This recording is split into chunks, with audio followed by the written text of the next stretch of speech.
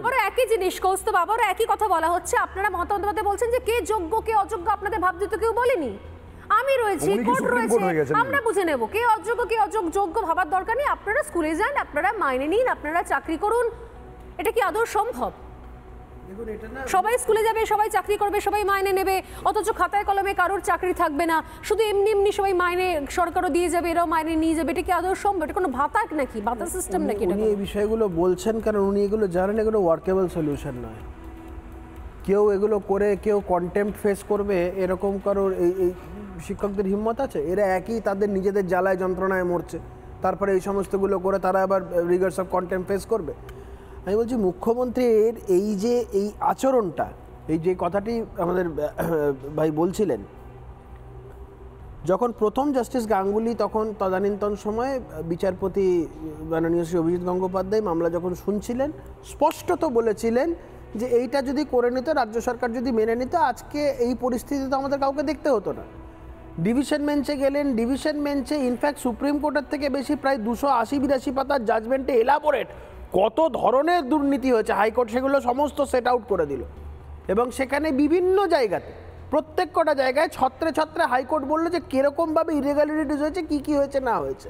Supreme court বললো যে যারা টেন্টেড, এখনও অবধি যারা টেন্টেড, যারা চিহ্নিত, তাদের বাদ দিয়ে এখানে এখন অনেকটাই আছে। এবং এখানে তৃণমূলের অনেক বড় বড় বিজ্ঞ আইনজীবী তারা অনেক বড় বড় কথা বলতে লাগলেন।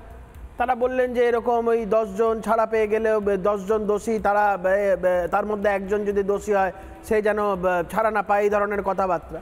কিন্তু সার্ভিস ল আর ক্রিমিনাল লয়ের জুরিসপ্রুডেন্স তো আলাদা।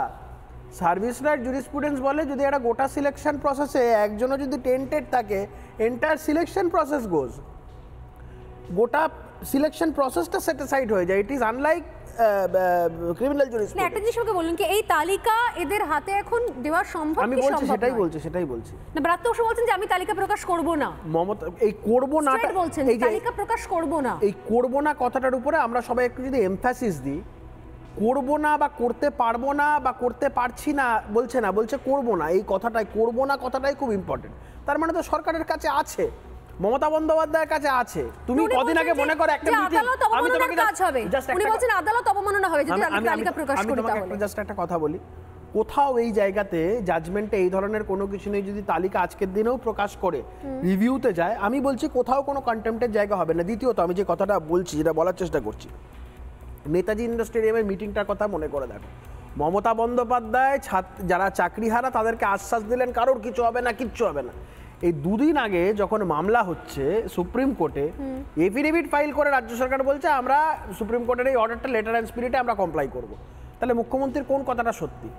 আর এই কদিন আগে এই এসএসসির চেয়ারম্যান যাকে ওরা এখন ঘেরাও করে রেখেছে, আমি শুধু বলবো ওটা ঘেরাও করার জায়গাটা আমার বোধহয় ঠিক হচ্ছে না। ওটা রিমোট কন্ট্রোল দ্বারা চালিত হয়। আসল রিমোট কন্ট্রোলটা আছে কালীঘাটে। কালীঘাট ঘেরাও করা উচিত। করছেও, আমাদের এই আন্দোলনের প্রতি পূর্ণ সহমর্মিতা আছে, আমাদের সমর্থন আছে যেভাবে করছো, সাধারণ নাগরিক হিসেবে, কোনো রাজনৈতিক ব্যক্তি হিসেবে না।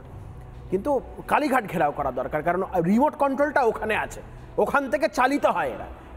এদের নিজের ইচ্ছায় এক ঢোক জল গেলারও ক্ষমতা নেই। মমতা বন্দ্যোপাধ্যায় ইশারা করলে এরা জলের ঢোক গিলবে, মমতা বন্দ্যোপাধ্যায় ইশারা না করলে এদের বাথরুম যাওয়ার পর্যন্ত ক্ষমতা নেই। তো এরা ভাঁড়ে কাটা আট্টু যেরকম বলে আর কি।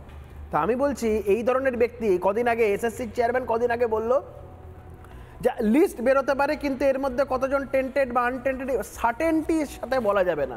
I cannot say it with certainty. এই যে এক একজন এক এক রকম কথা বলছে, এসএসসির চেয়ারম্যান একরকম কথা, মুখ্যমন্ত্রী মঞ্চে দাঁড়িয়ে একরকম কথা, রাজ্য সরকার সুপ্রিম কোর্টে এফিডেভিট দিয়ে একরকম কথা, এই গোটা পরিস্থিতিটাকে জলটাকে ঘোলা করে দেওয়ার একটা পরিস্থিতি তৈরি হচ্ছে। আলটিমেটলি আমরা বলতে চাইছি সরকারের যদি এখনও সদিচ্ছা থাকে, এখনও ওই জট ছাড়ানো সম্ভব। হয়তো সুপ্রিম কোর্ট প্রশ্ন করবে যে তোমরা এতদিনে তালিকা নিয়ে আসোনি কেন, সেটার অথেন্টিসিটি নিয়ে প্রশ্ন, অনেক কিছু উঠবে। কিন্তু আমি এখনও বলছি মমতা বন্দ্যোপাধ্যায় যদি এদের বাঁচাতে চান, এখনও অবধি যোগ্য অযোগ্যদের তালিকা মমতা বন্দ্যোপাধ্যায়ের কাছে আছে। আমি অন্য কার কাছে আছে আমি জানি না, মমতা বন্দ্যোপাধ্যায়ের কাছে তো আছে। টাকা নিয়ে চাকরি দিয়েছে, যাদের টাকা নিয়ে চাকরি দিয়েছে সরকার খুব ভালো করে জানে কাদের থেকে টাকা নিয়ে চাকরি দিয়েছে। শুধুমাত্র নিজেদের পিঠের চামড়া বাঁচানোর জন্য আজকে এই সমস্ত ঘটনাগুলোকে একটা জলগোলা করার চেষ্টা হচ্ছে। কারণ যেই মুহূর্তে তালিকাটা বেরোবে, যেই মুহূর্তে অযোগ্যদের তালিকাটা বেরোবে, সরকার বলে দেবে এরা অযোগ্য, এ তো তৃণমূল নেতাদের কলার ধরা শুরু হবে।